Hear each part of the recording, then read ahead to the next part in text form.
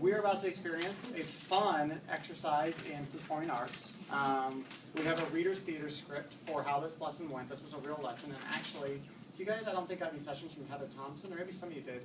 The teacher who did this lesson is actually an IL here at Institute, which then I can infer that these were her students in Oakland, because it was 2 years after she helped open up a charter school in Oakland. So this must be Lighthouse Elementary, which is really exciting. She's an incredible teacher. So we're going to run through this. First of all, thank you very much for who are willing to volunteer to help out with this. Feel free to throw in whatever dramatic flair you want. And then just be watching for how the students, both who are doing the writing or on the carpet, are engaged.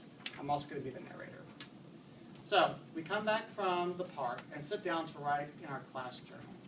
First, we reread our entries from previous days.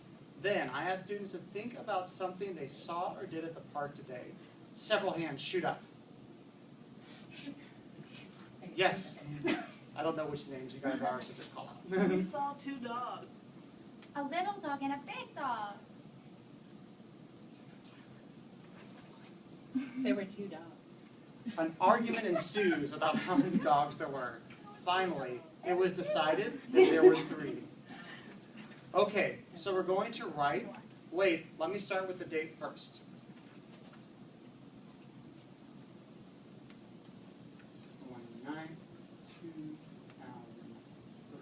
January 29th, 2003.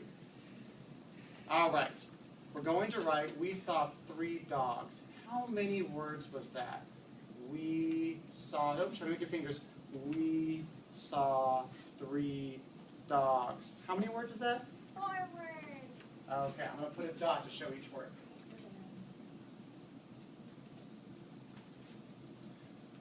What do we need to put to start the word we? That's right, Christina. Would you like to come write a capital W to start our sentence?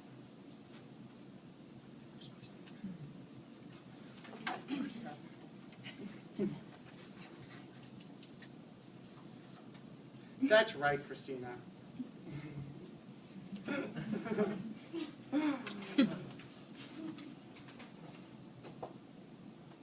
All right, so W-E, oh, what's going to be our next letter? Think, W-We, W-E. What letter could go next? I'm going off script because it wasn't here. Think about, maybe we can look at our sight word wall. What's the next letter going to be for we? Will you come write the E that goes next?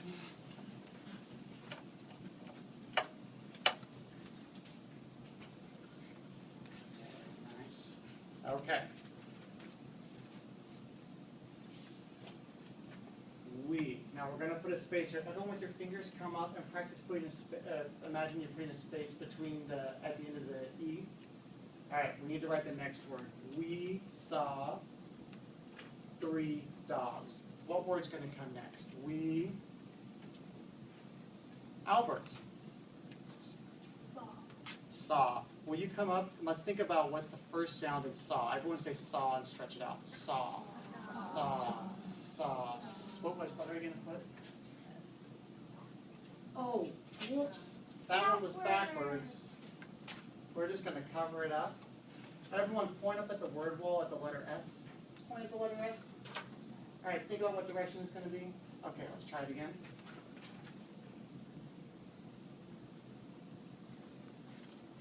All right. All right, let's think about the rest of the word. Saw. Everyone stretch out the word saw. Saw. Saw. Saw. The other letters are hard. Let's look up at our letters on the wall. Where can we find that? Point it where you hear the ah sound on the wall. Ah, ah. Okay, I'm going to help out with that one. We saw.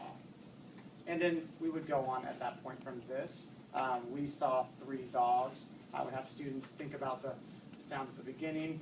And the key thing here that can be powerful for interactive writing is that knowing that the ah is a harder sound. If I'm focusing on getting spaces and that initial sound, I elicit the sound from the students. And then I can jump in and help out with the things that are harder to keep it going. Or if just the flow of the lesson is getting slow, the teacher jumps in. So the pin is going back and forth between teachers. Thank you very much for my volunteers. I apologize for my poor acting skills. I honestly was feeling a little bit self-conscious and got thrown there. So you're not the best example, and I apologize for that. But I think the best way to think about how this would work is to jump in and try it yourselves. And so at this point, we're not going to need handouts anymore. You can go ahead and put your computers away, put everything away. Because we're going to be moving around a lot, and that way your stuff's going to get messed up.